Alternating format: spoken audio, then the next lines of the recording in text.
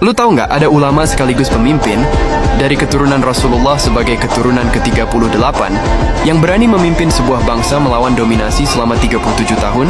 Namanya Sayyid Ali Khamenei.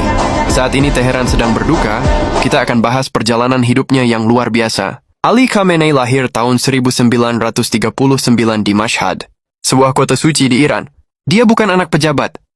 Ayahnya adalah seorang ulama sederhana yang hidupnya sangat zuhud. Sejak kecil, Ali sudah terbiasa dengan aroma buku dan diskusi agama. Dia belajar di Qom, berguru pada banyak ulama besar, termasuk Ayatullah Khomeini.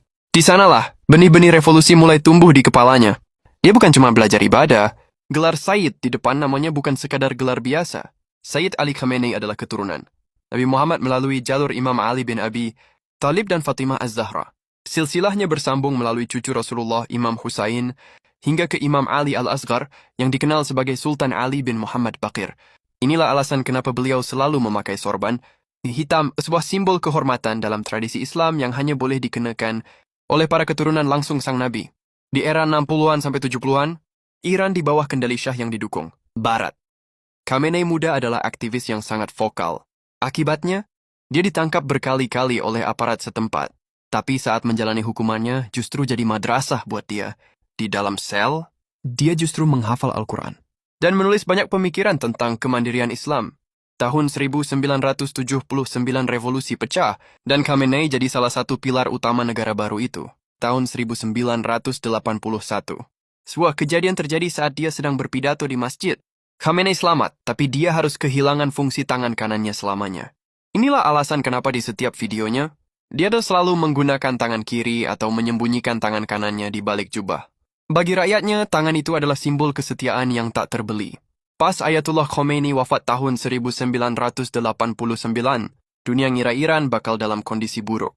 Tapi majelis ulama justru milih Khamenei sebagai supreme leader. Saat itu, dia bahkan belum punya gelar Ayatollah senior, tapi konstitusi diubah demi dia. Selama 37 tahun memimpin, dia jadi otak di balik ketangguhan Iran.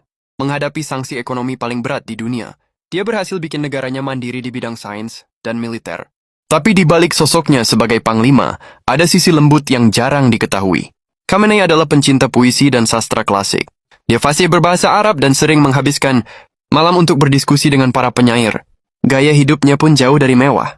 Rumahnya tetap beralaskan karpet tua dan dipenuhi rak buku kusam. Dia membuktikan kalau kekuasaan tertinggi nggak harus berakhir dengan kemewahan istana. Pada 28 Februari 2026, di tengah tensi global yang memuncak, pemerintah Iran resmi mengumumkan wafatnya Ali Khamenei akibat serangan udara gabungan di Teheran. Kepergian sang penjaga revolusi